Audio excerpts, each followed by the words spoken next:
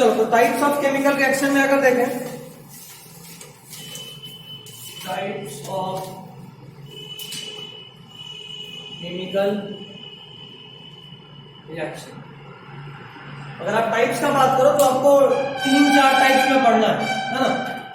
Combustion है, combination है, फिर तुम्हारा डिस्प्लेसमेंट होगा, डबल डिस्प्लेसमेंट होगा, डिकम्पोजिशन होगा, है ना, और फिर फाइनली ऑक्सीडेशन रिडक्शन, और फिर कोरोजन और रैंसिडिटी। ठीक, चलिए सबसे पहले टाइप्स ऑफ केमिकल रिएक्शन के बारे में बात करें। अच्छा, एक्चुअली किसी केमिकल रिएक्शन में होता है क्या? किसी केमिकल रिएक्शन में क्या होता है? देखो, किसी भी केमिकल रिएक्शन में सिर्फ और सिर्फ पहले ब्रेकिंग ऑफ बॉन्ड्स होगा, जो बॉन्ड पहले से है वो टूटेगा, और टूटने के बाद नया बॉन्ड बनेगा। तो पहले ब्रेकिंग ऑफ बॉन्ड और उसके बाद होगा मेकिंग या फॉर्मेशन ऑफ बॉन्ड। तो किसी भी केमिकल रिएक्शन में यही होता है। जैसे मान लो आप बोलोगे सर एक एग्जांपल ले लीजिए, तो HCl प्लस NaOH क्या बनेगा? ये रिएक्शन हुआ कैसे होगा, जरा ध्यान से देखो तो ऐसा हुआ कुछ। सबसे पहले HCl का बॉन्ड टूटा, HCl ऐसा होता है, पहले टूटा होगा ये H प्लस और Cl माइनस में। उसी तरीके से NaOH, इसका बॉन्ड ऐसा होता है, ये भी टूटा होगा Na plus plus OH minus में। तो सबसे पहले रिएक्टेंट का बॉन्ड टूटा, बॉन्ड टूटने के बाद ये Na इस Cl के साथ जुड़ा, मतलब नया बॉन्ड बना। NaCl कैसे बना होगा? जब Na प्लस और Cl माइनस जुड़ा होगा तो बना NaCl। और उसी तरीके से ये H प्लस और OH माइनस आपस में कंबाइन किया तो H plus plus OH minus बना वाटर।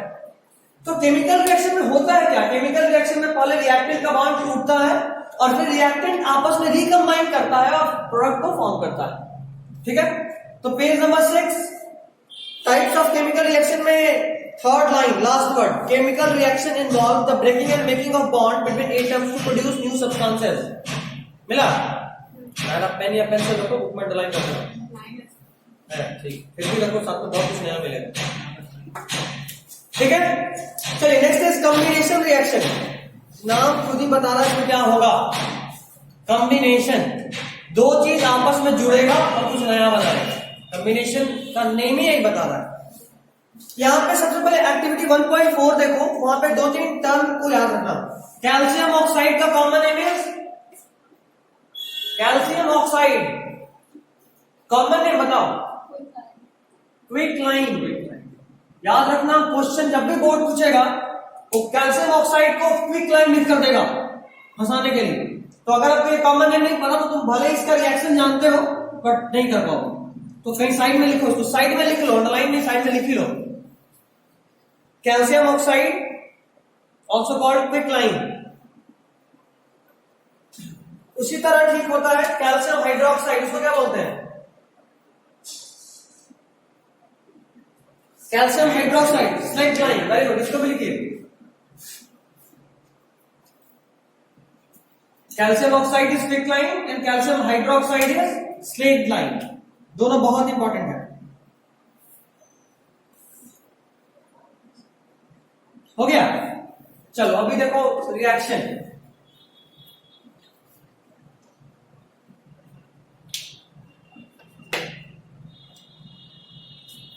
एक बहुत इंपॉर्टेंट रिएक्शन है कैल्शियम ऑक्साइड। जब भी वाटर के साथ रिएक्ट करता है तो बहुत विग्रसली रिएक्ट करता है, मतलब ये यूं समझो कि एक ऑलमोस्ट ब्लास्ट टाइप का रिएक्शन, हाईली एक्सोथर्मिक होता है और बनाता है कैल्शियम हाइड्रोक्साइड। तो quicklime when combined with water form slaked lime. Very important reaction, one of the most important reactions.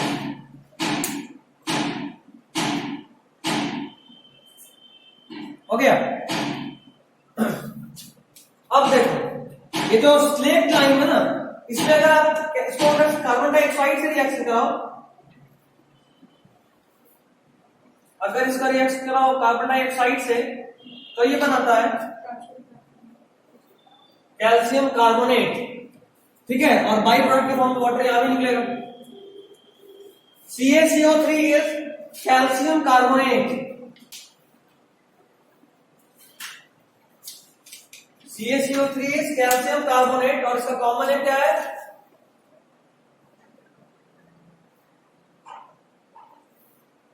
Calcium hydroxide when react with carbon dioxide forms calcium carbonate. लिखिए इतना। अब इन दोनों रिएक्शन को एक साथ रिलेट कर रहे हैं। देखो, कैल्शियम अगर ऑक्सीजन से रिएक्ट करेगा तो बनाएगा calcium oxide. Calcium oxide normally जो होता है ये कलरलेस टाइप का होता है, बट जब ये वाटर के साथ मिक्स होता है तो बनाता है स्लेट लाइन कैल्शियम हाइड्रोक्साइड, और इसका कलर होता है मिल्की। ये जो व्हाइट वॉशिंग होता है, व्हाइट वॉशिंग के लिए कैल्शियम ऑक्साइड को पानी में मिलाते हैं। कैल्शियम ऑक्साइड इज चूना, जब उसको पानी में मिलाओगे तो देखोगे पानी एकदम बॉयल करने लगता है, इतना एक्सोथर्मिक होता है। यहां आप लिख लो हाईली एक्सोथर्मिक।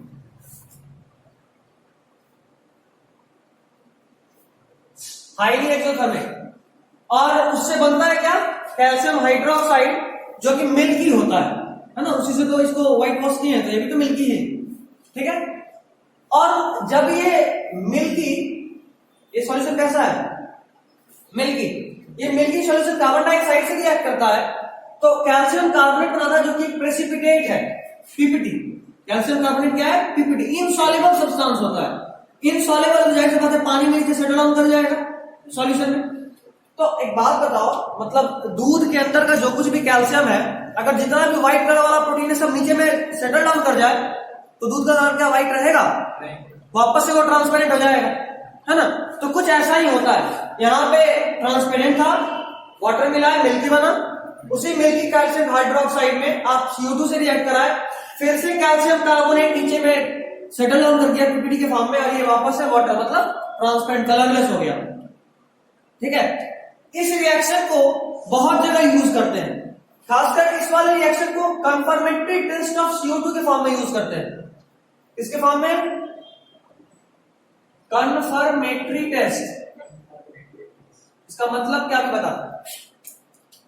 कंफर्मेटरी टेस्ट का मतलब है कि अगर आपको CO2 को पहचानना है कि जो गैस है, आपको पहले से नहीं बताया गया कौन सा गैस है, सिर्फ आपको एक गैस दे दिया, बोला जरा पहचानो कौन सा गैस है, आप सबसे पहले उसको बर्न करने की कोशिश करोगे। अगर पॉपिंग साउंड के साथ बर्न हुआ तो कौन सा गैस है?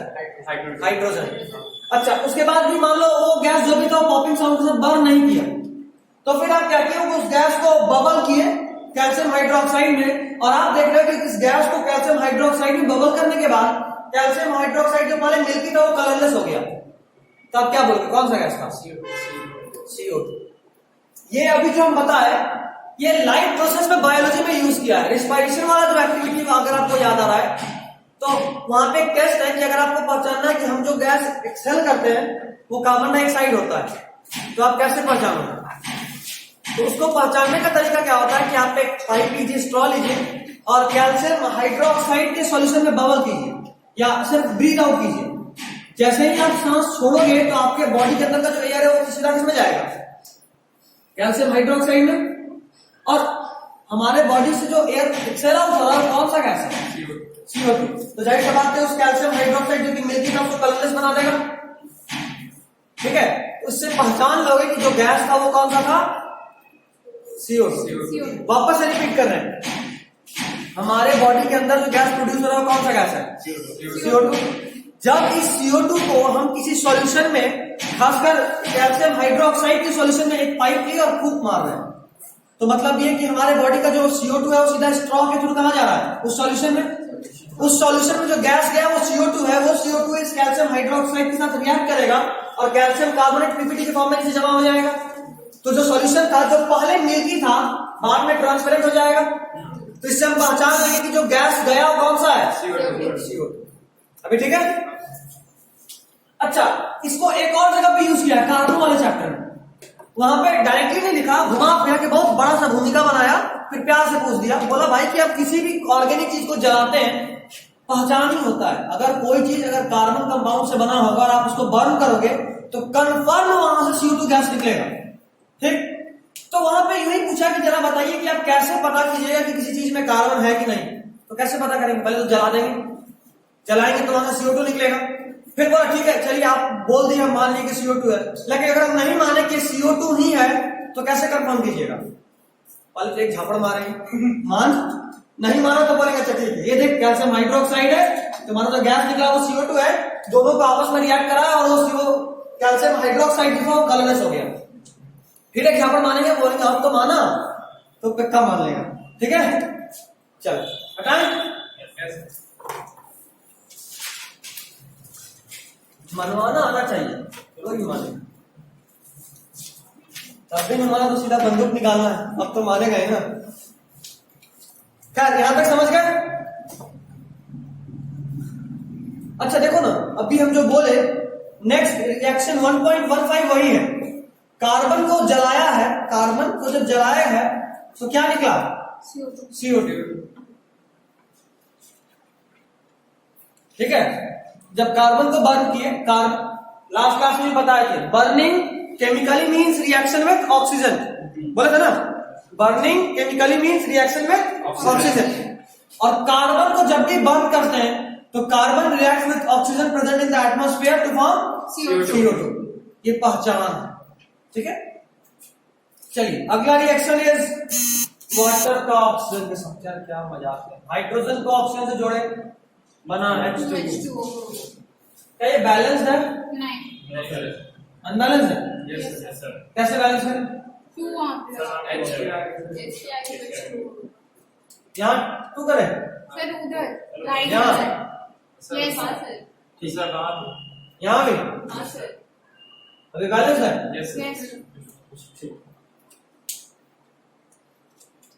जरा बताना ये बैलेंस है कि नहीं?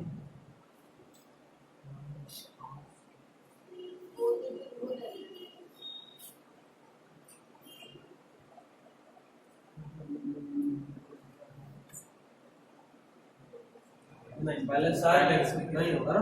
नहीं 1/2 करेंगे, 2 है ना, 1/2 तो ये H बनेगा, वो भी H बन जाएगा, हाफ ऑक्सीजन, उसको 1/4 करेंगे। अब बैलेंस है। हाँ बैलेंस है, देख लो।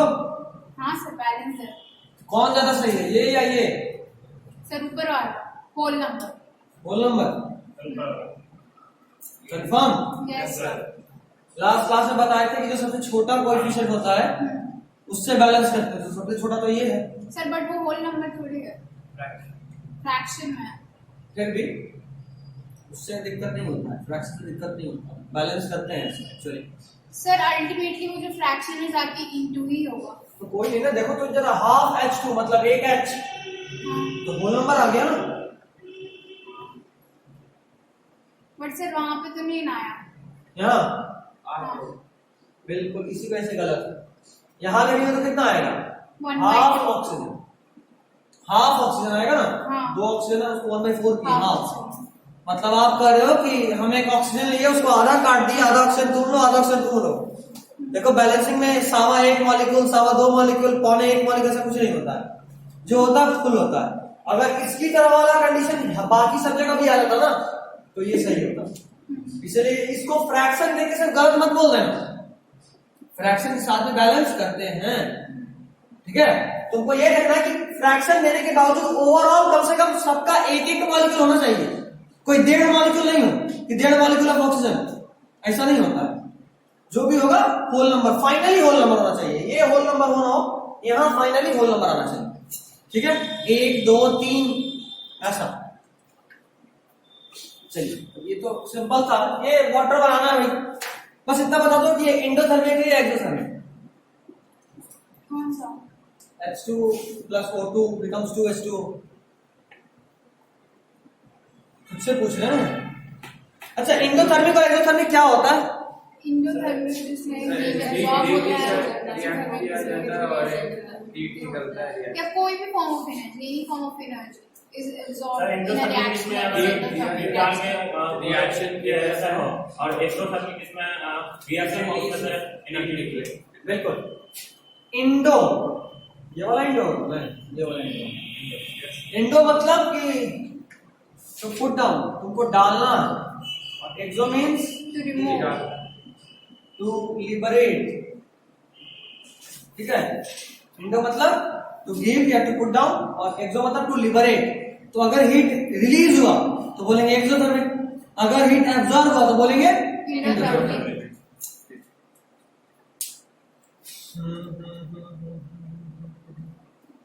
चलो burning of natural gas, burning of natural gas. Natural gas किसको बोलते हैं? वो आधा लगता है यहीं पे फ्लैट, Methane. मीथेन, ठीक है। हाँ, मीथेन ही है इसलिए इसको। अच्छा एक देखो वो भी याद आया, अच्छा वो हम देख लेंगे। जो पीरियोडिक टेबल वाला चैप्टर था ना, Yes, sir. वहां पे एक सुधार करना, चेंज। सबसे फर्स्ट पेज में पीरियोडिक टेबल, सबसे फर्स्ट पेज नंबर 79 मिला सबका? Yes, sir. वहां पे सबसे पहला चीज हम बताए थे कि out of 118 element only 98 are naturally occurring, हाँ. है ना। बट ये पुराना डाटा है, नए वाले बुक में ये चेंज है, ओनली 94 आर नेचुरली अकरिंग। इसको लिख लीजिए, 94 ही। उस दिन हम क्रॉस चेक कराए थे, मेरे बुक में 98 ही है. 98 ही है, तो उसको 94 करो। नए वाले बुक में 94 हो गया, पुराने में 98 है, तो क्रॉस चेक कर लीजिए पुराना है नया कौन सा है। इनका 114 एलिमेंट है और 13 एलिमेंट है. तो और ज्यादा चाहिए। कितना कौन सा देखो। पब्लिशिंग है? 2000. नहीं होगा स्टेपल किया होगा। कोई नहीं, सुधार लो बस, लेटेस्ट बुक में यही। चलो अभी ठीक। हाँ, तो नेचुरल गैस CH4 मीथेन, ठीक है। अब देखो जहां कहीं भी कॉमन नेम आए उसको याद रखना है। CH4 का एक्चुअल नेम होता है मीथेन, और कॉमनली इसको बोलते हैं, नेचुरल गैस. पता है इसको मार्स गैस भी बोलते हैं, मार्स गैस, ठीक है। ऐसा इसलिए बोलते हैं कि ये मार्सी एरिया में ऑटोमेटिकली रिलीज होता है। मार्सी एरिया समझते हो ना? नहीं, जहां बहुत पानी, मिट्टी, दलदला, ठीक है, जहां दलदल होता है उसको बोलते हैं मार्सी एरिया। जैसे Sundarban marshy area, marshy area में ही मैनग्रूव्स होते थे, याद आ रहा है? मैनग्रूव्स वो ट्रीज थे जिनका रूट जमीन के बाहर आता है, नेगेटिवली जियोट्रॉपिक होता है, और उसमें एक स्मॉल पोर्स होते हैं, न्यूमेथोड्स, जिससे वो ऑक्सीजन एब्जॉर्ब करता है, ठीक है। 2-3 वर्ड इसमें ज्यादा फेंका गया है, नेमेथोड्स तुमको भी नहीं पढ़ना, 11 में पढ़ना है। लेकिन नेगेटिवली जियोट्रॉपिक ये कंट्रोल एंड कोऑर्डिनेशन में था, बट अब नहीं है, तो अभी भी तुम्हारे लेवल पे तो बोलेंगे ज्यादा ही फेंका गया, बट ठीक है, बाकी लगभग तुमको जानना था। भावनाओं को डील करना है, भावनाओं को सब पढ़ना है। चलिए, मार्स गैस बोलते हैं इसको, नेचुरल गैस भी बोलते हैं। तो कभी एग्जाम में पूछ जाए कि नेचुरल गैस का रिएक्शन बताइए जरा, जैसे कि बुक में भी लिखा है, तो ये नहीं सोचते रह जाएंगे कि मार्स गैस क्या था। इसको जलाना है, मतलब किससे रिएक्ट कराना है? O2. जरा बताओ क्या बनेगा यार। CO2 plus H2O. That's it. किसी भी चीज को जलाते हैं तो कार्बन डाइऑक्साइड तो बनेगा ही। अगर रिएक्टेंट में कार्बन है और आप जलाए तो यहां तो CO2 होना तय है, ठीक है। अब तो कुछ बचा ही नहीं, वाटर के साथ, वाटर में रिलीज होगा साथ में। सर H2 भी तो रिलीज हो सकता था, H2O क्यों रिलीज हुआ? H2 हाइड्रोजन भी तो रिलीज हो सकता था, वाटर. वो तब जब डिस्प्लेस कर पाएगा, डिस्प्लेसमेंट नहीं होता है, कंबशन रिएक्शन, डिस्प्लेसमेंट नहीं किया। अच्छा, ये ऑक्सीजन से जुड़ गया और ये H2 के फॉर्म में निकल गया, नहीं, वाटर के फॉर्म में हाइड्रोलाइज होता है। हीट अगर अधिक होगा तो अक्सर हाइड्रोजन वाटर बन जाता है, ठीक है, याद रखना। चलिए अगला रिएक्शन। अच्छा, एक और रिस्पायरेशन, एक्सोथर्मिक है या एंडोथर्मिक? Respiration exothermic. एक्सोथर्मिक या एंडोथर्मिक? एक्सोथर्मिक। कैसे पता? हीट रिलीज करता है. बिल्कुल, खाने के बाद शरीर में गर्मी आ जाता है ना। जब आप फूड इनटेक किए तो एक्चुअली फाइनली वो ग्लूकोज के फॉर्म में ब्रेक डाउन हुआ, और फिर वो ग्लूकोज एटीपी के फॉर्म में, मतलब वो ग्लूकोज जो है वो रिस्पायरेशन के थ्रू ब्रेक होगा और एटीपी रिलीज होगा। एटीपी क्या है? एनर्जी है ना, एनर्जी रिलीज हुआ, that's why it is exothermic reaction. Next is क्या बात है, रिस्पायरेशन ही का रिएक्शन बोल दिया। ये सबसे बढ़िया मजाक होता है। कोई अगर पूछे कि जरा रिस्पायरेशन का रिएक्शन बताओ, तो हम पूछते हैं कि तुम एक काम करो, पहले फोटोसिंथेसिस का रिएक्शन बताओ। बोलो, फोटोसिंथेसिस। CO2 ठीक है, plus H2O ठीक है, gives the presence of sunlight in chlorophyll.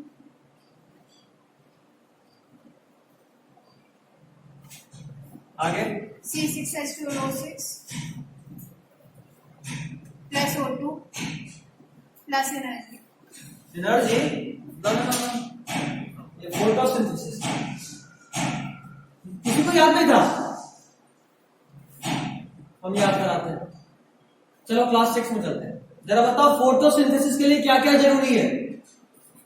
Carbon dioxide, water, sunlight.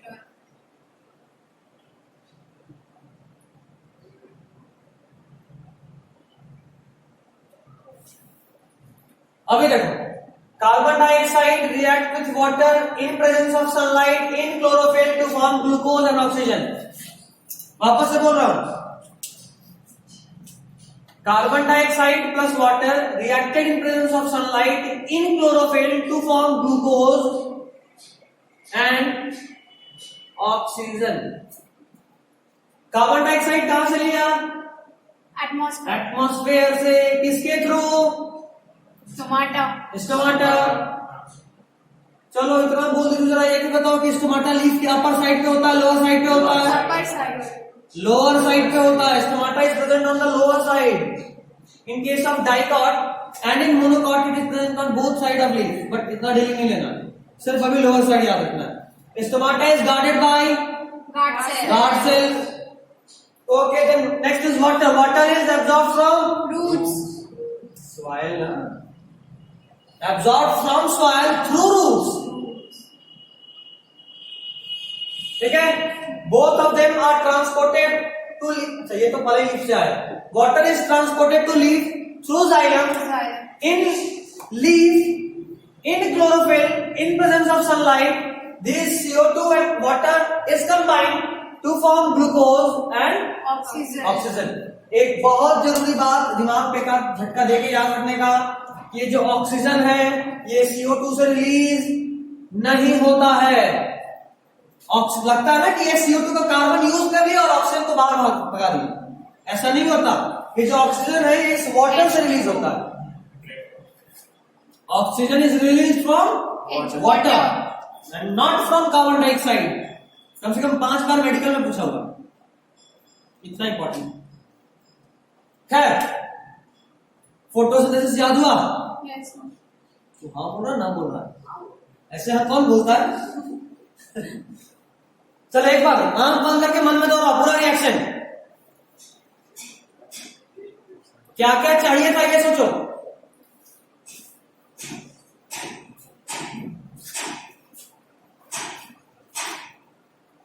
Carbon dioxide reacted with water in presence of sunlight in chlorophyll to form glucose and oxygen. ठीक है, चलो अभी जो लिखे उसको उलट दो। ग्लूकोज जो कि हमारे बॉडी में खाना खाने के बाद मिला, उसके साथ ऑक्सीजन कंबाइन करेगा कहां पे? माइटोकॉन्ड्रिया में। और फॉर्म क्या करेगा? CO2 जो कि हम लोग बाहर एक्सेल आउट करते हैं, साथ में वाटर, और टूटता है तो तोड़ने में कुछ एनर्जी मिलता है जो कि एटीपी के फॉर्म में स्टोर कर लेते हैं। This is respiration. फोटोसिंथेसिस का जस्ट उल्टा। देखो हमारे बॉडी में ग्लूकोज खाना खाने से आया, ऑक्सीजन हम सांस लेकर खींचे अंदर, माइटोकॉन्ड्रिया में दोनों मिलकर टूट गया, टूटने के बाद बना CO2 जो कि यहाँ पे लिए थे, टूटने के बाद बना वाटर जो कि यहाँ पे लिए थे, और टूटने पे एनर्जी रिलीज हुआ जो एटीपी के फॉर्म में हम लोग स्टोर कर लिए। रिस्पिरेशन याद हुआ? Yes, sir. फोटोसिंथेसिस याद तो रिस्पिरेशन भी याद, दोनों बस भाई भाई जुड़ो भाई, उलट दो सेम ही होता है। ठीक है, यहां तक। Next is decomposition. एक्सोथर्मिक है या endothermic? Yes, sir. Decomposition exothermic है या एंडोथर्मिक? Endothermic. तो देख ही ली। ये हमेशा सब पे होता है। Decomposition is exothermic reaction and combination reaction depends. Decomposition कैसा है? एक्सोथर्मिक। Always exothermic. हाँ, मतलब अभी डिस्पाइरेशन का बात की वो कैसा है? एक्सोथर्मिक। डिकम्पोजिशन का बात की वो भी कैसा है? एक्सोथर्मिक। एक्सोथर्मिक। कई बार एग्जाम में आता है डिकम्पोजिशन और रिस्पायरेशन दोनों, तो अक्सर रिस्पायरेशन याद आता है कि अच्छा वहां से एनर्जी मिलता है, एक्सोथर्मिक मारे फिर लगता है कि दोनों एक्सोथर्मिक नहीं हो सकता, दूसरा इंडोथर्मिक ले लेते हैं। तो ऐसा धोखा में नहीं करना, दोनों एक्सोथर्मिक है। और ये सब गलती कराने के लिए होता है। बुक में लिखा है, बहुत प्यार से साइड में छुपा के। हो गया?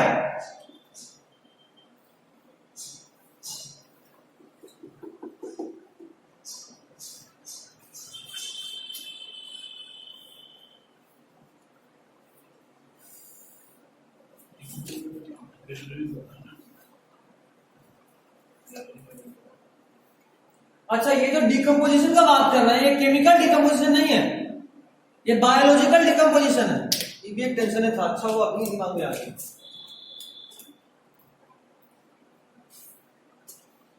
ये बायोलॉजिकल डिकम्पोजिशन है, मतलब किसी चीज का सड़ना, ठीक है, किसी चीज का सड़ना जो है वो एक्सोथर्मिक है। डिकम्पोजिशन जो तुम केमिस्ट्री में पढ़ने वाले हो वो एक्सोथर्मिक नहीं है। केमिस्ट्री का और ये बायोलॉजिकल में डिफरेंस है। तुम केमिस्ट्री में जो पढ़ने वाले हो फोटोलाइसिस इस तरह का जो कुछ भी, वो सब डिकम्पोजिशन एक्सोथर्मिक नहीं है।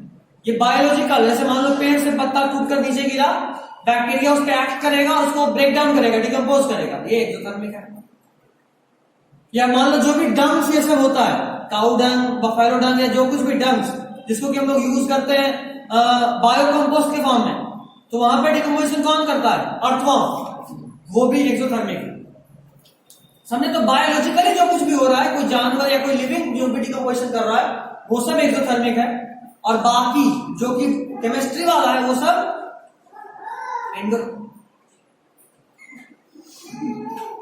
एंडोथर्मिक भी हो सकता है। ठीक है, चलो next is decomposition reaction. Heading डालो, डिकम्पोजिशन रिएक्शन, हटा इसको।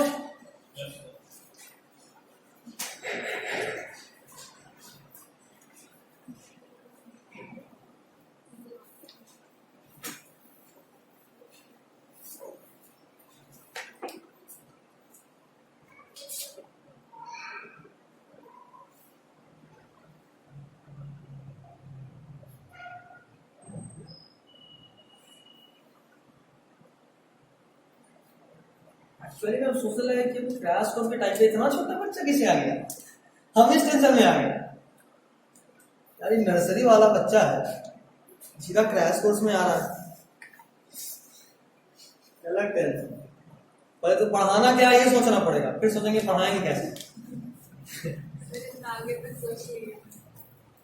चलो देखो, डिकम्पोजिशन रिएक्शन 3 तरह का होता है।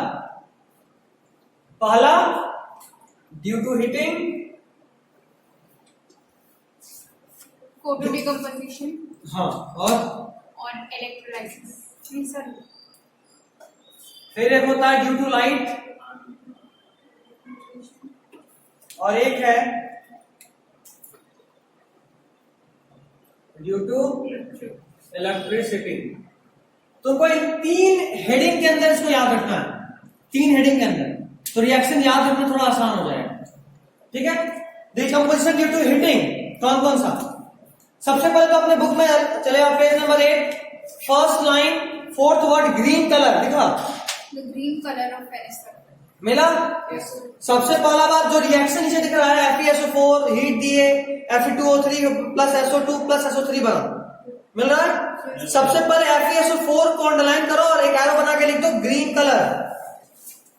और एक्चुअली में यहाँ पे FeSO4 प्लस .7H2 होता है। यस सर, फेरस सल्फेट का एक्चुअल फॉर्मूला ये है, क्रिस्टलाइजेशन। ठीक है, FeSO4.7H2। ये जो 7H2 है ना, इसको बोलते हैं water of crystallization. Water of Crystallization. Crystallization, तो लग रहा है कि स्पेलिंग गलती है, श्योर नहीं बट लग रहा है। क्रिस्टलाइजेशन जो भी हो तुम लोग अपने से सुधार लो।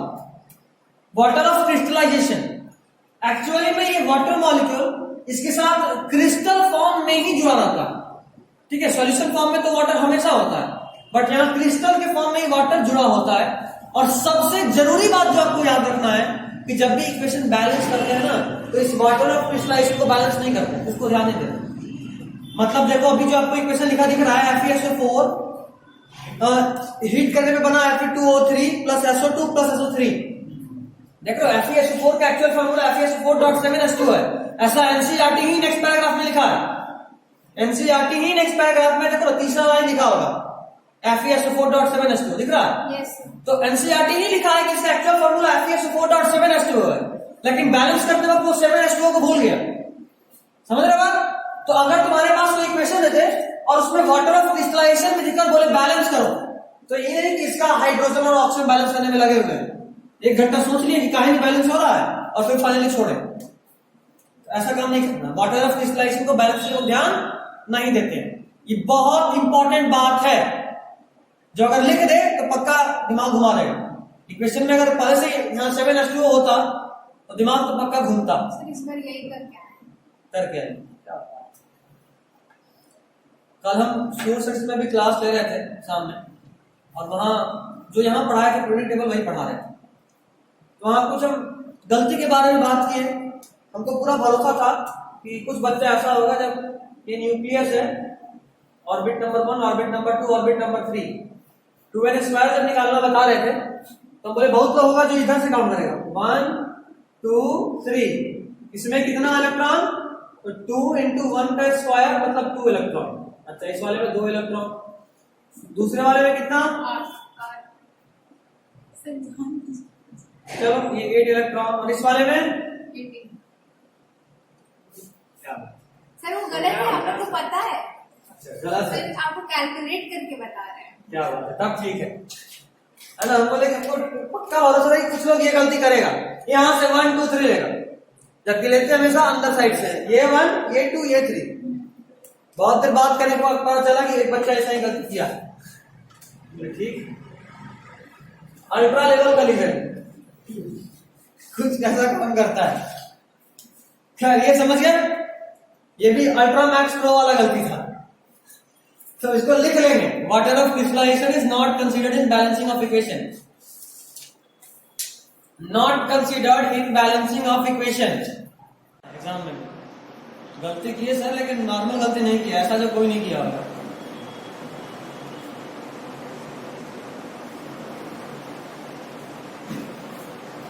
आजकल एग्जाम्पल भी कितना मस्त मिलता है।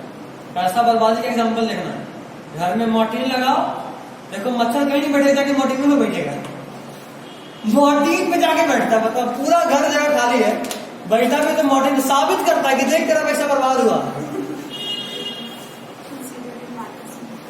ठीक है, चलिए ये भी हो गया। तो दूसरा चीज सुधारना ये है कि फेरिक ऑक्साइड का कलर Fe2O3 का कलर देखो रेडिश ब्राउन, Fe2O3 का कलर रेडिश ब्राउन, रंग जरूर याद रखिएगा। Fe2O3 का कलर रेडिश ब्राउन, FeSO4 का ग्रीन। FeSO4 रेडिश ब्राउन नहीं ग्रीन कलर का है। हाँ तो वही बोल रहे हैं, Fe2O3 का रेडिश ब्राउन है और FeSO4 का ग्रीन। ठीक है, तो सिंपल बोलता है भाई एक कंपाउंड था ग्रीन कलर का, उसको हीट किए तो उसके बाद वो रेडिश ब्राउन कलर में चेंज कर गया। जरा बताइए कौन सा कंपाउंड था? Ferric oxide. FeSO4 था, FeSO4 था। ऐसे बोलेगा compound A on heating converted into B which is reddish brown in colour, find A and B। सोचते रहिए क्या है A क्या है B, इसीलिए रंग याद होना बहुत जरूरी है। अगर तुम सैंपल पेपर देखोगे तो मैक्सिमम क्वेश्चन ऐसे ही फंसाएगा, A B लगता है कि भाई ABCD पढ़ा रहा है हर चीज में A B। असल में गुस्सा तो मैथ में आता है। मैथ्स के बुक में तुमको 1 2 देखने में तरस जाओगे, खाली A स्क्वायर B स्क्वायर सिर्फ कर यार, मैथ पढ़ा रहे हो इंग्लिश पढ़ा रहे हो, डिसाइड कर लो। 11th क्लास में तो और जबरदस्त होता है, वहां तो हमको लगता है कि पूरे बुक में मुश्किल से 10-15 जगह 1 2 3 दिख जाएगा, बाकी जगह तो A cube B square root under 30 और फलाना ढिमकाना ऐसा ऐसा सिंबल होता है कि हम आज तक पढ़ना भी नहीं जानते हैं। तो अलग डराता है। खैर डर अच्छा चीज है, बुरा नहीं है, बस डर को यूज करना आना चाहिए। यहां तक समझ गए? कई बार ना इसी क्वेश्चन को ऐसे पूछ सकता है कि compound A on heating converted into B which is reddish brown in colour plus C and D, plus C and D. तो जरा सी एंड डी का फिजिकल नेचर बताइए। गैसेस। गैस, क्योंकि SO2 और SO3 दोनों ही गैस है। Colourless gas. Colourless gas, याद रखना। खैर चलिए नेक्स्ट इज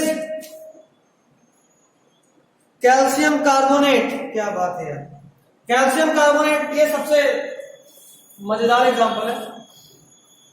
कैल्शियम कार्बोनेट को जब हीट करते हैं तो ये फिर से कैल्शियम ऑक्साइड में टूट जाता है, याद रखिएगा। और ये एंडोथर्मिक रिएक्शन है, ये एंडोथर्मिक रिएक्शन मतलब अभी तुम अगर ध्यान मिलाओ तो कैल्शियम ऑक्साइड से शुरू किए थे। कैल्शियम ऑक्साइड में क्या मिला है? पानी। तो क्या बना? Calcium hydroxide. कैल्शियम हाइड्रोक्साइड में CO2 मिला है, क्या बना? Calcium carbonate. कैल्शियम कार्बोनेट को गर्म किया, फिर से कैल्शियम ऑक्साइड में पहुंच गया, मतलब साइकिल बना दी। इस पे तो सबसे प्यारा क्वेश्चन बनता है। ए से शुरू करेगा, बी बनाएगा, बी पे पानी मिलाएगा, सी बनाएगा, सी को गर्म करेगा, फिर से ये बनाएगा, बोलेगा ए बी और सी तीनों पहचानिए। देख रहे हो? ए प्लस H2O बना बी, बी प्लस CO2 बना सी, सी को हीट किए, फिर से क्या बन गया? ए। अब ए बी सी तीनों बताइए।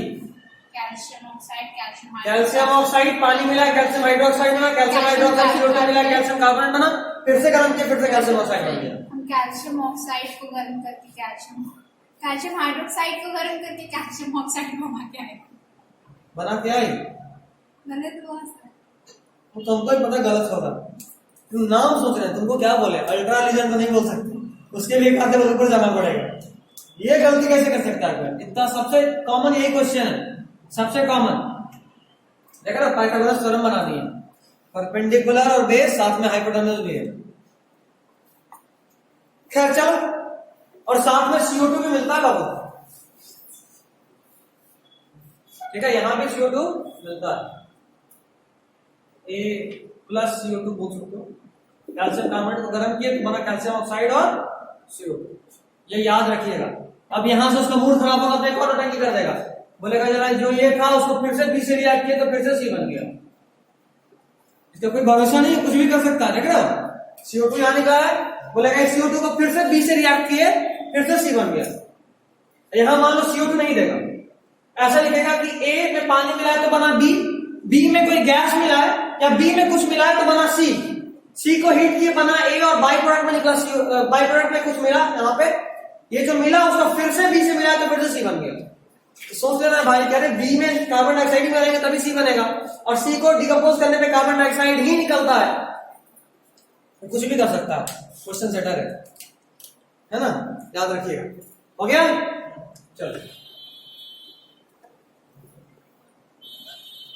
हीटिंग में अभी तक हम लोग 2 रिएक्शन पढ़े। कितना? एक FeSO4 वाला ऐसे लिख लो, एक FeSO4.7H2O वाला, तो याद रहेगा। दूसरा पढ़े कैल्शियम कार्बोनेट वाला, और तीसरा पढ़ेंगे PbNO3 वाला, लीड नाइट्रेट मिला। अच्छा, एक और बात याद रखना कि ये जो क्विक लाइम है ना, ये सीमेंट बनाने के काम आता है। Calcium oxide is also used in the formation of cement. Calcium oxide is also used in the formation of cement, तो इंपॉर्टेंट है, याद रखिएगा। Calcium oxide is also used in the formation of cement.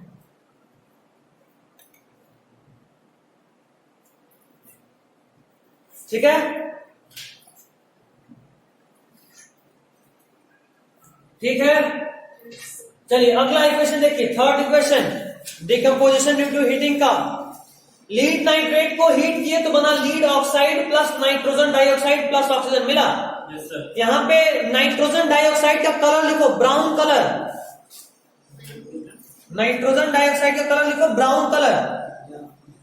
तो बोलेगा lead nitrate को heat किए तो बना लीड ऑक्साइड, और साथ में एक गैस निकला, जरा उस गैस का कलर और नेचर बताइए। तो कलर इज ब्राउन और नेचर इज NO2. NO2 फिर what NO2? Nitrogen dioxide. Sir वो नहीं, आप मेरे से पूछ रहे वापस बोलो. नेचर. नेचर बोलते नेचर नहीं, गैस का नाम पूछो. ठीक है, नेचर अगर बोले तो क्या हो सकता है? गैसेस. गैसेस तो ठीक है, मतलब एसिडिक बेसिक पूछना है. छोड़ो, अभी तेरे को नहीं पढ़ना, क्यों टेंशन है. कुछ 11th के लिए भी छोड़ते हैं. वहां बताया था ना एक चैप्टर ही पढ़ना है, पी ब्लॉक, जिसमें से 13, 14 11th में, और ये 13 किसका 14 का है, 13 का है, नहीं 15 का है. नेपाल SBI 15, ये 12th में मिलेगा. पहला नाइट्रोजन ही मिलेगा, उसका सारा जितना कंपाउंड बनता है NO2, NO3, NO5, जितना तरह का बनेगा सब, उसका केमिकल नेचर, उसका कलर, फिर उसका बॉन्ड लेंथ कितना होता है. बॉन्ड लेंथ मतलब अगर मान लो H2O बनाए तो ऑक्सीजन इधर हाइड्रोजन, इसका लेंथ कितना होता है ये भी रटना होता है. हाँ, लेंथ 23 एंगस्ट्रॉम, 2.4 एंगस्ट्रॉम, ऐसे. तो असली इंजॉयमेंट आना बाकी है. एडवेंचर होता है क्लास 11 में जाना. एडवेंचर पता नहीं होता क्या होना है, सामने से सीधा तोप का गोला आ रहा होता है, चलते चलते कब मुंह पे आए कोई नहीं जानता है. एक दिन क्लास एब्सेंट मतलब एक आध जनरेशन पीछे, अगला दिन कुछ समझ में नहीं आना क्या हुआ. सब कहां से बाउंसर जाएगा, कोई बाउंसर एक तड़ाक देके भी जाएगा. ऐसा इतना एक दिन एब्सेंट मतलब समझ लो कि पूरा चैप्टर गया. 11th ऐसा होता है. डरा भी रहे बता भी रहे, इसलिए मत सोचने से डरा रहे कि बता रहे, दोनों कर रहे. क्या नेक्स्ट एक्टिविटी 1.7, केमिस्ट्री का सबसे इंपॉर्टेंट एक्टिविटी जो पूछ सकता है, सबसे इंपॉर्टेंट ये है क्या. तो जरा देखो फिगर 1.6 से नीचे क्या लिखा है. इलेक्ट्रोलाइसिस. लाइसिस मीन्स होता है तोड़ना, lysis means to break. Electrolysis, break down with the help of electricity. Break down with the help of electricity. अब आप बोल रहे हैं इलेक्ट्रोलाइसिस ऑफ वाटर, मतलब आप कर रहे हो break down with the help of electricity of water. जैसे बोलो break down of water with the help of electricity. This is electrolysis. एक लीड नाइट्रेट का भी लिखी दें, PbNO3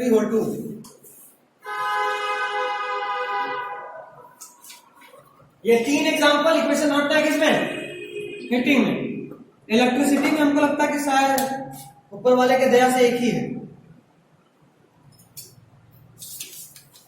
एक ही किस्मत से बच गए.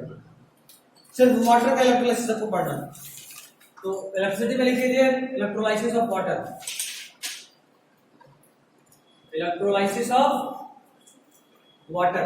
ऐसे लिख लोगे ना तो एग्जांपल याद करना आसान होगा, इसलिए बोलना ऐसे लिख लो, क्योंकि बहुत ही क्वेश्चन याद करना है आपको. Lysis means to break, electro means with the help of electricity. Electrolysis means to breaking down of water with the help of electricity. देखो एक्चुअली इसमें करते क्या है, हम बेसिक बता दे रहे हैं, बाकी तुमको पढ़ना ही है. एक बीकर लिए, बीकर के अंदर पानी डाले, ये डिस्टिल्ड वाटर है. याद रखिएगा distilled water is a very poor conductor of electricity. तो टू मेक इट कंडक्टिंग हम लोग इसमें few drops of dilute H2SO4 डालते हैं. क्या डालते हैं, डाइल्यूट H2SO4. देखो एक्चुअली में कोई भी एसिड आप डाल सकते हो. कंडक्शन ऑफ इलेक्ट्रिसिटी सॉलिड और लिक्विड में अलग अलग तरीके से होता है. अगर आप बात करो सॉलिड में, तो सॉलिड में इलेक्ट्रिसिटी इलेक्ट्रॉन्स के हेल्प से कंडक्ट होता है. इलेक्ट्रॉन्स एक जगह से चलेगा दूसरी जगह पे जाएगा. Flow of electrons is called electricity in case of solid. In case of liquid, it is the ion which is responsible for conduction of electricity. ये इलेक्ट्रिसिटी का बहुत इंपॉर्टेंट क्वेश्चन में बनता है बोर्ड में. पूछता है कि इलेक्ट्रिसिटी या कंडक्शन सॉलिड में किससे होता है, तो किससे होता है, आयंस. इधर देख, इलेक्ट्रॉन्स. और लिक्विड में आयंस. अब भी ठीक है, दोनों में से एक जगह तो सही होना ही था. आयंस. ठीक है. तो आयन कौन सा, जैसे देखो ना H2SO4 आप डाले हो, पानी का एक लक्षण होता है, कोई भी आयनिक कंपाउंड पानी में डालोगे ना तो पानी तोड़ देता है। मतलब मार्क में बहुत माहिर है, कोई भी आयनिक कंपाउंड तुम डाल दो उसको तोड़ के ही छोड़ेगा। तो जैसे ही H2SO4 को वाटर में डालो कैसे कन्वर्ट हो जाएगा, 2H plus SO4 2 minus, ions में ब्रेक हो गया। अच्छा यहां पे HCl भी डालते तो कोई दिक्कत था, H प्लस Cl माइनस, अभी भी तो ब्रेक हो ही गया, आयन का बन ही गया। तो अब HCl के बजाय H2SO4 क्यों डाले, बोलो मेरा मन, कुछ भी डाले, आपका क्या है, चलो मतलब है मिल गया आयन। लेकिन हम बोलेंगे नहीं, H2SO4 डालो थोड़ा फायदेमंद है। क्यों, HCl का एक मॉलिक्यूल जब तुम डाले हो तो कितना आयन मिला, एक H प्लस मिला और एक Cl माइनस मिला, मतलब टोटल कितना आयन मिला, 2। जबकि तुम H2SO4 को डाले तो देखो 2 H प्लस मिला और एक SO4 2 माइनस मिला, मतलब टोटल कितना आयन मिला, 3। 2 हाइड्रोजन और एक SO4 2 माइनस, नंबर पूछ रहे हैं टाइप नहीं, 2 हाइड्रोजन और एक SO4 2 माइनस। मतलब अगर हम H2SO4 डालते हैं तो इलेक्ट्रिसिटी कंडक्ट करने के लिए आयन ज्यादा मिलता है। सर 3 कैसे, वहां पे भी तो 2 ही है ना। SO4 1 है और H प्लस 2 है, टोटल कितना, 3। ठीक है, आयन का बात कर रहे हैं, एटम का नहीं कि S अलग और O अलग, नहीं, आयन SO4 2 माइनस एक अकेला आयन है। ठीक है, मतलब ये कि अगर हम H2SO4 डालते हैं तो हमको एक H2SO4 से 3 आयन मिल रहा है, मतलब कि ज्यादा इलेक्ट्रिसिटी ज्यादा अच्छे से कंडक्ट होगा, इसलिए H2SO4 डाल रहे हैं। ऐसे नहीं कि मेरा मन क्या था इसलिए डाल दिया, सब कुछ मन से नहीं होता। और ये भी याद रखना, मजाक में बता दिए बट बहुत काम का चीज है, H2SO4 ही क्यों डाले, HCl क्यों नहीं डाले, यही कारण है कि ज्यादा आयन प्रोड्यूस होगा, ज्यादा आयन प्रोड्यूस होगा तो ज्यादा तेजी में या ज्यादा इफिशिएंटली इलेक्ट्रिसिटी कंडक्ट होगा, और जितना अच्छे से इलेक्ट्रिसिटी कंडक्ट होगा उतना ज्यादा अच्छे से पानी ब्रेक होगा। ठीक, जितना ज्यादा आयन कंडक्ट होगा उतना ज्यादा इलेक्ट्रिसिटी मिलेगी। हाँ, आयन तो कंडक्ट कर रहा है इलेक्ट्रिसिटी इक्वल में, तो जितना ज्यादा आयन मतलब उतना ज्यादा इलेक्ट्रिसिटी कैरियर, और जितना ज्यादा इलेक्ट्रिसिटी कैरियर मतलब उतना बढ़िया से कंडक्शन, जितना बढ़िया से कंडक्शन पानी उतना बढ़िया से टूटेगा। हमको पानी में तोड़ना था इस रिएक्शन में। ठीक है, इन सब में हम लोग 2 इलेक्ट्रोड्स लेते हैं। इलेक्ट्रोड्स मतलब अरे प्लस माइनस होता है उसको इलेक्ट्रोड बोलते हैं, कैथोड एनोड, बिल्कुल। और दोनों इलेक्ट्रोड किसका बना होता है,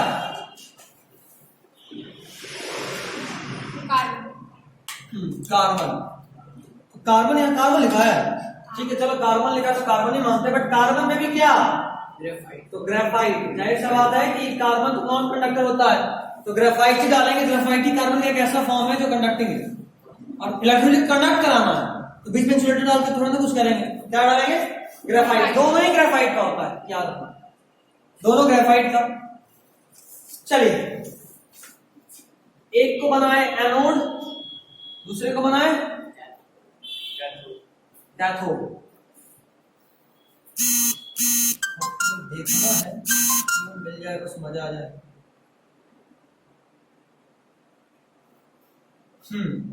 ठीक, एक मूवी याद आ रहा है, गोलमाल। उसमें तुषार कपूर का डायलॉग भी बहुत मस्त याद आ रहा है। अभी सही बात बोली, उसमें तो गूंगा था, डायलॉग कैसे याद आ रहा है, तुम बोलो सुनाइए, नहीं देखा है, चुप हो जाएंगे वही हो गया। लेकिन वो सिर्फ चुप नहीं था, कुछ बोल रहा था, या एक करके बोल रहा था, याद आ रहा है, सब लोग देखा है, नहीं कोई बात नहीं, एओ करके बोला तो जो लोग देखा उनको याद है पक्का। तो ठीक है, याद रख कि एनोड पे ऑक्सीजन निकलता है, एओ मिला, एनोड पे क्या निकलता है, ऑक्सीजन। अब पानी टूटेगा तो या तो हाइड्रोजन मिलेगा या ऑक्सीजन मिलेगा, तो एनोड पे ऑक्सीजन मिल गया तो कैथोड पे क्या मिलेगा, हाइड्रोजन। क्योंकि ये बहुत कंफ्यूज करेगा एग्जाम में, एनोड पे था कि कैथोड पे था। तो तुषार कपूर को याद करना, थैंक यू बोलना, जियो एक मूवी किया, उससे एक फायदा हो गया कि क्वेश्चन बन गया। कभी सोचेगा बता, जहां कुछ नहीं बोले वहां पे तारीफ करना है, बोला आप गूंगा ही बेहतर है, क्वेश्चन बनवा दिए। कौन सा ऐसे एक्टिंग आता है उन लोगों के लिए, प्रधानमंत्री रोजगार योजना है गोलमाल सीरीज। काम ऐसे तो मिलेगा नहीं, जब मिलेगा तो गोलमाल में मिलेगा। क्या समझ गया, ऐसे अभी जो बताए प्रधानमंत्री रोजगार योजना, इसलिए इकोनॉमिक्स में आप लोग पढ़े हो, यस सर। क्या होता है इसमें? 100 डेज का एम्प्लॉयमेंट होता है। सबको? नहीं, हाँ, नरेगा, हाँ सही कुछ, मनरेगा, मनरेगा, महात्मा गांधी हो गया। हाँ, 100 डेज का एम्प्लॉयमेंट मिलता है वर्कर्स को साल में। अगर गवर्नमेंट उनको काम करवाए या नहीं भी करवाए फिर भी उनको पे करना पड़ता है स्पेसिफिक अमाउंट। एसएसटी की पढ़ना है, हम कुछ भी कभी भी पूछ सकते हैं, ये एसएसटी था। तो अभी याद रखना, एनोड पे ऑक्सीजन निकलता है, कैथोड पे हाइड्रोजन निकलता है। चलो देखते हैं, H2O को ब्रेक किए, क्या बना? H2 plus O2। इसको जरा बैलेंस करो, देखो एक मॉलिक्यूल ऑफ पानी को तोड़ना है, याद रखना कितना पानी तोड़ना है? एक। मतलब इसको एक को चेंज नहीं कर सकते, इधर बैलेंस करो, क्या करोगे?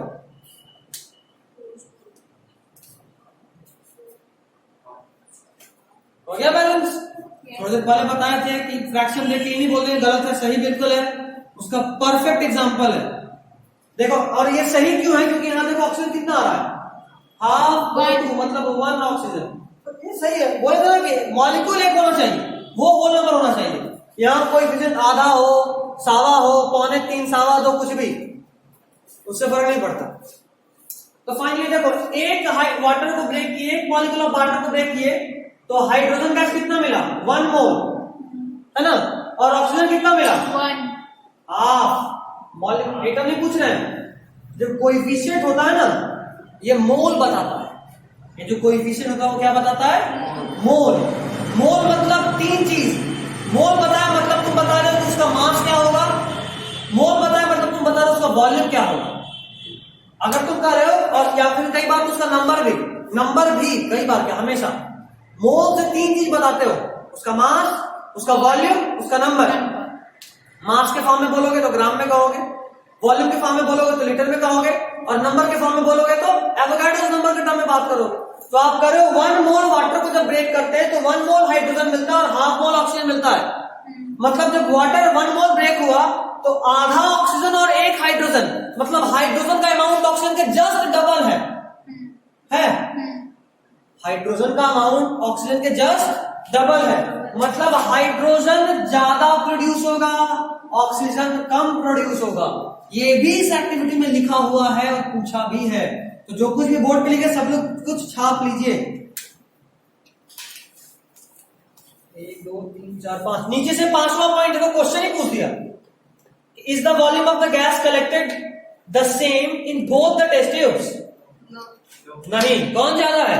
हाइड्रोजन। अच्छा, टेस्ट ट्यूब कैसा है पता है? बोल रहा है कि जैसे ये इलेक्ट्रोड्स लगाए थे ना, तो इलेक्ट्रिसिटी कंडक्ट कराने से पहले, किसी बैटरी से कनेक्ट करने से पहले, किसी बैटरी से कंडक्ट करने से पहले यहाँ पे एक टेस्ट ट्यूब लगा दीजिए। ये दोनों क्या है?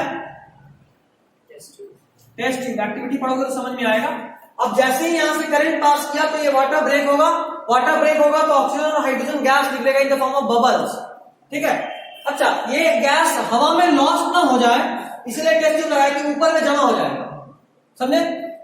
अब कैसे पहचानेंगे कौन हाइड्रोजन कौन ऑक्सीजन? माचिस मार देंगे। सिर्फ जला तो ऑक्सीजन, जलते वक्त में पॉपिंग साउंड भी दिया तो हाइड्रोजन। सर हाइड्रोजन के प्रेजेंस में थोड़ी कुछ चल सकता है। हाइड्रोजन के प्रेजेंस में पॉपिंग साउंड से पहचान होगा हाइड्रोजन का, ना कि जलने से। तो सर माचिस की वजह से अगर ऑक्सीजन ही नहीं होगा तो ऑक्सीजन भी हम उससे मना नहीं कर रहे, लेकिन अगर पॉपिंग साउंड आया मतलब कि यहाँ हाइड्रोजन ही है। ऑक्सीजन तो एटमॉस्फेयर से जा सकता है, हाँ, समझे? हाइड्रोजन है तभी पॉपिंग साउंड है, और यहाँ सिर्फ जल रहा है मतलब ऑक्सीजन। तो एनोड से भी तो पता चल जाएगा कि वहाँ पे अगर एनोड लगा है तो वहाँ पे ऑक्सीजन ही होगा। ठीक है, ये तुमको पहले से कैसे पता कि कौन एनोड कौन कैथोड? और ये तुमको कैसे पता कि एनोड पे ऑक्सीजन निकलता है जब तक तुम पहली बार टेस्ट नहीं किए? समझे बात? चलो, sir anode is positive term है। हाँ, ये अभी लिखो मत, हम यही बोलेंगे सर, क्योंकि आगे जाके ये चेंज हो जाता है। क्या बात है, पता तो पूछी क्यों? सर मुझे कंफ्यूजन है इसलिए। इलेक्ट्रोलाइसिस जब करते हैं ना तो एनोड को पॉजिटिव, कैथोड को नेगेटिव लेते हैं। मतलब अगर किसी सॉल्यूशन में करंट पास करा रहे हो तो आप एनोड को पॉजिटिव, कैथोड को नेगेटिव लोगे, और जब किसी सर्किट में करंट पास करा रहे हो तो कैथोड का पॉजिटिव, एनोड को नेगेटिव लेते हैं। ठीक है, इसमें तुमको नहीं फंसाएगा, इसीलिए हम डिटेल में नहीं गए। सर है आगे मेटल और नॉन मेटल। है तो ठीक है, लिख ले। अगर सॉल्यूशन रहेगा तो एनोड मतलब पॉजिटिव, सॉल्यूशन के लिए एनोड पॉजिटिव होता है। सॉल्यूशन इलेक्ट्रोलाइसिस में सॉल्यूशन है तो एनोड पॉजिटिव। शायद बहुत स्लो पढ़े नहीं, आज तो लग रहा था कि नॉर्मल क्लास ले रहे हैं, वैसे आज तो क्रैश कोर्स बना ही नहीं। अच्छा, अगला 15 मिनट में क्रैश कोर्स दिखाते हैं। और सर्किट में आपको बात असल में वो नहीं है, बात है कि यहाँ तुम लोग बहुत कुछ नहीं जान रहे हो, इसीलिए स्लो होना पड़ा। लास्ट क्लास में तुम लोग को हाँ कर रहे थे, ठीक है, फिर पता है तो तेजी में बढ़ते हैं। कोई नहीं, ऐसा अगर होगा ना कि हमको लगेगा कि तुम लोग नहीं समझ रहे हो, स्लो हो रहे हो, तो मान लो क्लास का टाइम फिक्स है, हम लाइव पढ़ाएंगे, लेकिन नहीं आते हुए नहीं छोड़ेंगे, क्योंकि फिर मैथ्स भी होना है ना, तो मैथ्स शुरू हो जाएगा तो फिर साइंस फंसेगा। लेकिन उसमें हम ये नहीं करेंगे कि 12 का खत्म कर ही देना है, समझ में आया वैसे ही पढ़ना, नहीं होगा तो कुछ लाइव एक आध क्लास देखेंगे, ज्यादा पीछे थोड़ा ना होंगे, 1 से 2 क्लास का अंतर पड़ेगा, लाइव देखेंगे। और मेरे पास लाइव का भी बहुत अच्छा सेटअप है। लाइव मतलब ये नहीं कि बस बोल रहे हैं आवाज जा रहा, नहीं, लाइव मतलब बढ़िया वाला लाइव, तो देखिए भी बहुत बढ़िया से वहां पे लिख के अच्छे से समझा के, जूम पे ही लेंगे बट बहुत अच्छे से, मेरे पास पूरा सेटअप है लाइव का। तुम लोग की तरफ तो नेट ठीक चलता है ना, तो मेरी तरफ बहुत अच्छा खासा कनेक्शन है, 100 Mbps का वाईफाई लगवाए हुए, मजा में कनेक्शन होगा। पता चला हम इधर से लिख के बढ़ जाते हैं और उधर कुछ दिखता ही नहीं, 10 मिनट बाद सब क्या पढ़ा रहे थे, तो ज्यादा टेंशन होता है। तो वहां पे उसका उपाय रखे हुए, हम क्लास को रिकॉर्ड कर देते हैं, फिर यूट्यूब पे चला जाएगा, नेट ठीक है तो साथ साथ पढ़ो, नहीं ठीक है तो फिर यूट्यूब पे देख लेना, दैट्स इट। हर चीज का उपाय है, बस थोड़ा सोचना पड़ता है। अब ये क्लास भी आज रिकॉर्ड क्यों किए, कल इसका छूट गया, पहले अगर पता होता तो हम ये लेके आते टाइप। उसके बाद सोचे कि नहीं अब डेली का क्लास रिकॉर्ड ही कर देंगे, कब कौन एब्सेंट होगा कौन जानता, आज तो गायब है ही। मेरा भी 10 मिनट मिस हो गया। तुम्हारा 10 मिनट इसका कौन था सर, हम जब आए थे तब 10 मिनट हो गया था रिकॉर्डिंग में। हाँ, रिकॉर्डिंग का 10 मिनट देख के बोलो, उसके पहले 10 मिनट का डाउट देखे सबका। क्या ठीक है यहाँ तक। अब बचा कौन, डिकम्पोजिशन ड्यू टू लाइट। इसका 2 चचेरा भाई है, उन्हीं का रिएक्शन है, एक है AgCl और एक है AgBr। ठीक है, Ag खानदान का 2 भाई, एक AgCl एक AgBr। Chlorine bromine same. हाँ बिल्कुल। चलो यहाँ पे सबसे पहले एक्टिविटी 1.8 सिल्वर क्लोराइड लिखा हुआ दिख रहा होगा, उसको अंडरलाइन करो, लिखो व्हाइट कलर, व्हाइट कलर सबसे इंपॉर्टेंट कलर है, सिल्वर क्लोराइड। हाँ सिल्वर क्लोराइड। और सबसे चौथा point, observe the colour of the silver chloride after some time. मिला? उस कलर को अंडरलाइन करो, लिखो turns into grey colour, turns into grey colour. मिला? मिला? Yes sir. चलिए अब नीचे का इक्वेशन देखिए, AgCl में जब सनलाइट पड़ा तो वो Ag और Cl2 में ब्रेक हो गया। AgCl में जब सनलाइट गिरा तो क्या ब्रेक हो गया, Ag प्लस Cl। AgCl था व्हाइट कलर का, जब उस पर लाइट आया तो वो डिकम्पोज हो गया, कन्वर्ट हो गया एक सिल्वर में और क्लोराइड में। क्लोराइड कलरलेस था, निकल लिया, बचा सिल्वर। सिल्वर तो देखे नहीं होगे ना कैसा होता है, ग्रे। तो उसी का बात करते थे, ग्रे कलर। तो ग्रे कलर जो लिखे थे कि सिल्वर क्लोराइड का बाद में क्या कलर हुआ, तो हम लोग बोले ग्रे। एक्चुअली में वो बाद में सिल्वर क्लोराइड रहा ही नहीं, किसमें कन्वर्ट हो गया, सिल्वर, सिल्वर में, और इसीलिए वो ग्रे दिख रहा है। समझ गए? इक्वेशन में भी दोनों जगह चीज लिख लो, AgCl को कर दो व्हाइट और Ag को कर दो ग्रे।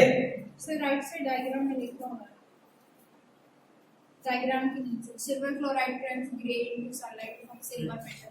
कोई बात नहीं, लिखा तो बुक में सब है, कुछ नया थोड़ा ना बता रहे हैं। मिलता ही नहीं है, दिक्कत ये है, मिलता ही नहीं। खुद से पढ़ो तो और नहीं मिलता है, ढूंढो तो और नहीं मिलता है। एग्जाम में क्वेश्चन आ जाए, दिमाग में रहेगा नहीं कहीं देखे हैं, बुक में क्वेश्चन तो मैं नहीं करेगा कहाँ गया, फिर लास्ट में सोचो नहीं लगता है कि आउट ऑफ सिलेबस कहीं और पढ़ लिया, 2 दिन बाद मिलता है तो लगता है कि नहीं यार बुके में था। ये होता है, इसको ढूंढो मिलता ही नहीं। क्या नेक्स्ट रिएक्शन AgBr सनलाइट में Ag और Br2 में ब्रेक हो गया। ये बहुत इंपॉर्टेंट रिएक्शन है, इसको साइड में मार्क कर लीजिए। Used in black and white photography. याद रखना AgCl नहीं AgBr को ब्लैक एंड व्हाइट फोटोग्राफी में यूज करते हैं। ये डायरेक्ट पूछता है। अच्छा सर, क्या बात है, रिपोर्ट बोर्ड भी पूछ सकता है। बहुत important, black and white photography में किसको यूज करते हैं। पता नहीं तुम लोग कभी बचपन में मेला घूमे? अब तो मेला नाव के बराबर हो गया, जब छोटे रहे होगे 1-2 में तो मेला लगता था जबरदस्त वाला। कहीं भी दुर्गा पूजा या किसी भी चीज में मेला लगता था। ईद में भी मेला होता था एक्चुअली। अब तो मेला कुछ नहीं था, पहले मेला होता। तो उस वक्त एक खिलौना मेला का नाम था बाइस्कोप। हाँ, ये दूर वाला नहीं, वो नहीं, अब समझ गए तुम क्या समझ रहे हैं। बाइस्कोप। हाँ, बाइनोकुलर्स। ये बाइनोकुलर्स बोल रहा है, लेकिन हम वो नहीं बोल रहे हैं, बाइस्कोप बोल रहे हैं। बाइस्कोप, अरे कभी पुराना कोई रील देखे, रील जिसमें मूवी देखा। हाँ, मूवी रहता है या फोटो वाले। अगर कोई पुराना घर में मिल जाए, पापा लोग के टाइम का, तो उनका फोटोग्राफी कोई बार रील रहा, लेकिन फोटोग्राफी में कन्वर्ट होता, रील बचा के रखते थे। देखे रील को अगर लाइट में देखोगे तो कहीं के बीच में ग्रे दिखता है, बाकी जगह ब्राउनिश दिखता है। ठीक, एक्चुअली वो जो प्लेट होता है ना, वो AgBr का प्लेट होता है। ठीक, वो AgBr को कैमरा के पीछे रख दिए और कैमरा से एक फोटो क्लिक किए। फोटो क्लिक करने का मतलब क्या, वहां पे जो ऑब्जेक्ट था उसका इमेज यहां बनाना है। फोटोग्राफी मतलब यही हुआ। तो उस ऑब्जेक्ट का इमेज अगर हम यहां बनाए, मतलब उस ऑब्जेक्ट से जो लाइट निकला उसको कैमरा के थ्रू यहां फोकस किए, और जैसे ही लाइट इस AgBr में गया, जितना दूरी लाइट पड़ा उतना दूरी AgBr डिकम्पोज करके Ag में कन्वर्ट हो गया। मतलब किस कलर में? सिल्वर। तो देखते हो जहां फोटो होता है वो अलग कलर होता है और चारों तरफ का कलर ब्राउनिश होता है। यही होता है black and white photography. Sir AgBr भी सिल्वर में चेंज हो जाता है। हाँ बिल्कुल, Ag अलग हो गया, ब्रोमीन निकल गया। और AgBr का कलर ये यहाँ नहीं पढ़ना, ऐसे जो बताया रील वाला ब्राउनिश टाइप का होता है। बट नहीं लिखो, मत लिखो। इतना ज्यादा पहले ही है कि एक भी वर्ड ऐड करना दिमाग पे 2-3 GB का बोझ एक्स्ट्रा डालना है। एक भी वर्ड एक्स्ट्रा नहीं पढ़ना, जितना है उतने पढ़ेंगे। नंबर चाहिए अभी हमको, नॉलेज तो लेना था तब ले लीजिए, तो नहीं भी लिए तो अगले साल लेंगे। अभी कौन सा ठिकाना है, मन किया तो अगले साल भी नहीं लेंगे, उसके भी अगले साल लेंगे। लास्टली पढ़ना ही पड़ेगा, आज लो, कल लो, परसों लो, जब भी लो, लेकिन नॉलेज तो लेना पड़ेगा। जो साल भर पढ़ा, तो साल भर नहीं पढ़ा, और साल भर के बदले एग्जाम के एक दिन पहले बैठ के पढ़ रहा। लेकिन पढ़ना तो है, उससे नहीं बच सकते। कब पढ़ना है वो डिसाइड कर लो, कैसे पढ़ना है वो डिसाइड कर लो। खैर, अब एक प्यारा सा पूछ रहा है, कैरी द फॉलोइंग एक्टिविटी, और बोल रहा है कि बेरियम हाइड्रोक्साइड को अमोनियम क्लोराइड से मिक्स किए हैं, जरा बताइए रिएक्शन एक्सोथर्मिक है या एंडोथर्मिक। मिला? कैरी द फॉलोइंग एक्टिविटी में लिखा हुआ है। एक काम करो, नीचे में रिएक्शन ही लिख लो। BaOH होल 2, नारा देखो बगल में कैसे लिख रही, वहां जहां स्पेस है वहां लिखो BaOH होल 2।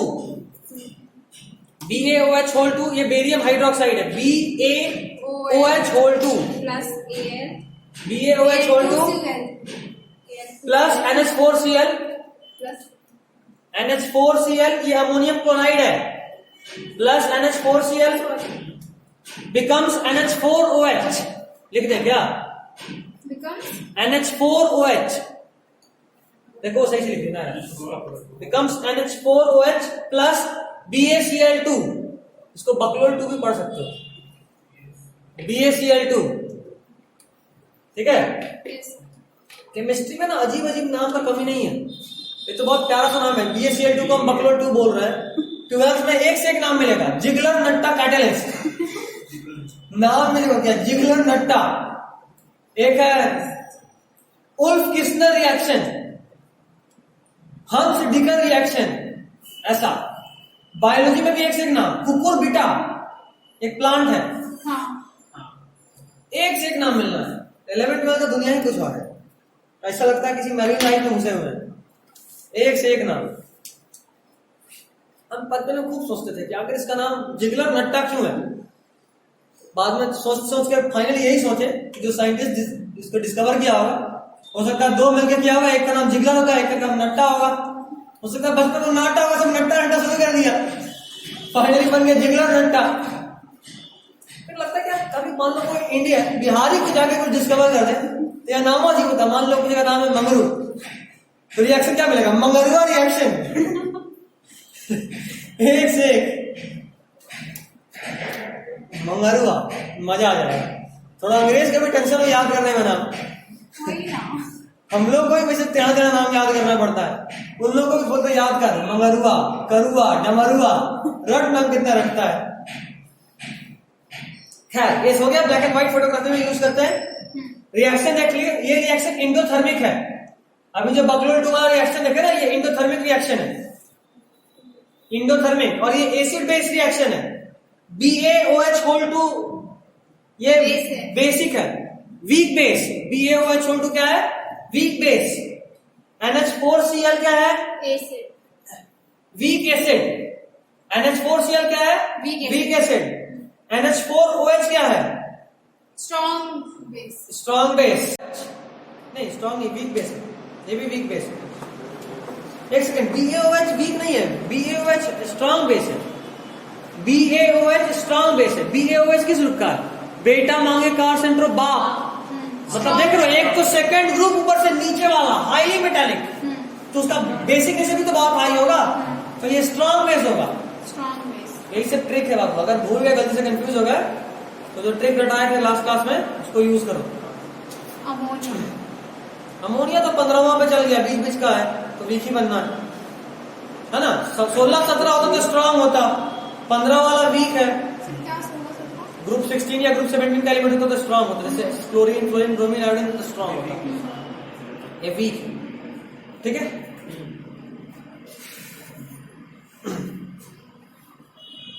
नेक्स्ट क्या, अच्छा अब क्वेश्चन नंबर 1 और 2 देख लो यार, बहुत इंपॉर्टेंट क्वेश्चन है। क्वेश्चन 1 और क्वेश्चन 2 बहुत इंपॉर्टेंट है, मिला। क्वेश्चन नंबर 1 देख लो, जो अभी इतना देर से चिल्ला रहे थे, ये वही है, और ये हु बहू बोर्ड में पूछता है, हु बहू। क्वेश्चन नंबर 1 डायरेक्ट आएगा, बिना किसी चेंज के अगर आया तो कुछ भी नहीं बदलता, जो लिखा है एग्जैक्टली वैसे उतार देगा। क्या नेक्स्ट इज डिस्प्लेसमेंट रिएक्शन। ज्यादा टेंशन नहीं लेते हुए आपको रिएक्टिविटी सीरीज के बारे में हम बताए थे, याद आ रहा है, रिएक्टिविटी सीरीज, और बताए थे कि जो भी एलिमेंट हायर प्लेस्ड होगा वो अपने से लोअर प्लेस्ड एलिमेंट को डिस्प्लेस कर देगा। ठीक है, उसी तरह बताए थे कि जो भी मेटल हाइड्रोजन के ऊपर प्लेस्ड होगा वो किसी एसिड के साथ रिएक्ट करके हाइड्रोजन को लिबरेट करा देगा, बताए थे, बस वही सब। तो क्या इसमें भी 3 रिएक्शन पढ़ना है, तीनों देखिए। सबसे पहला Fe, मतलब आयरन को कॉपर सल्फेट के साथ रिएक्ट किए तो बन गया FeSO4 + Cu। ये सबसे इंपॉर्टेंट रिएक्शन है तीनों रिएक्शन में से, टिक कर लीजिए। चलिए CuSO4 का कलर लिखिए ब्लू, CuSO4 पहला रिएक्शन में CuSO4 का कलर लिखिए ब्लू, और FeSO4 का कलर लिखिए ब्राउन।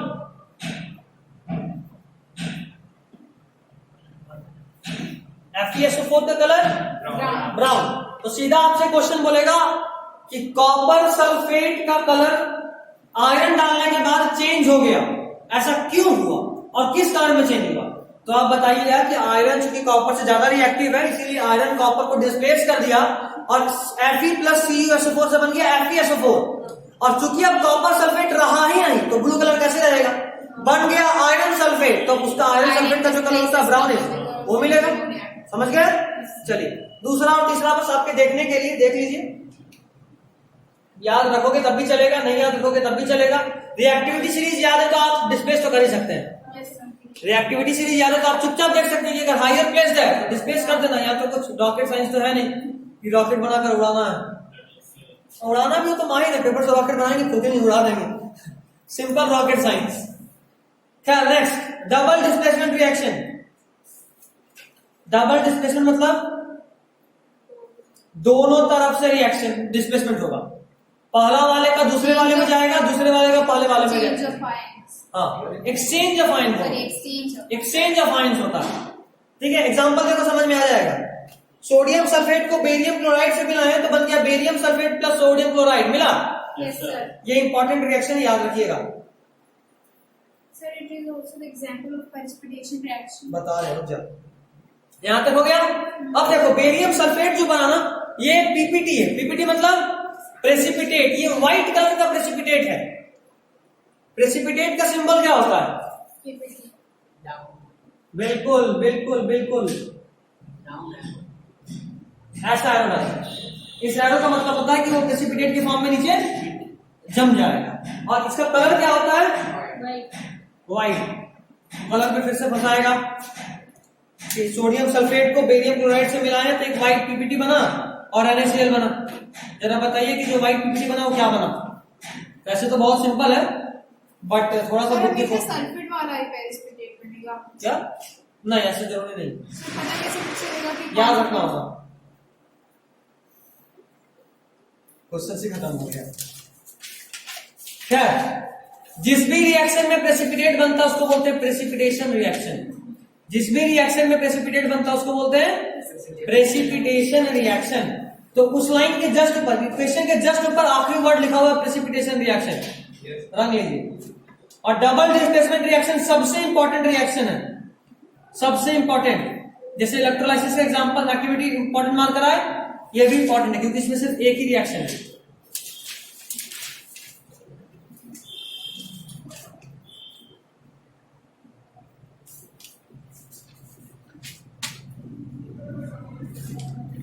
चलिए अब तो टेंशन ही खत्म, अब बचा ऑक्सीडेशन और रिडक्शन। तो वो तो और सिंपल है। ऑक्सीडेशन रिएक्शन से पहले बताते हैं सर रिडक्शन। प्रेसिपिटेट हमेशा व्हाइट ही बनता है। ये भी जरूरी नहीं सर PbNO3 में तो येलो बनता है। इसमें PbNO3 हम और तो कह रहे हैं कि जरूरी नहीं है, नहीं, जरूरी नहीं है कि व्हाइट ही बने, तो खुद ही कह रहे हैं। अच्छा ये भी बोल तो चलो देख ही लेते हैं। देखो ये जो एक्टिविटी 1.2 है, एक्टिविटी 1.2 यहां नहीं, चैप्टर के स्टार्टिंग में एक्टिविटी 1.2, ये जो एक्टिविटी 1.2 है, यहाँ जो रिएक्शन है ना वो वहां दिया हुआ है, मिला? तो जरा उसी पेज में आ जाइए, पेज 12 में। पेज 12 में रिकॉल एक्टिविटी 1.2 में देखो बोल रहा है कि जब आप लीड 2 नाइट्रेट को पोटेशियम आयोडाइड के साथ मिलाए तो क्या बना?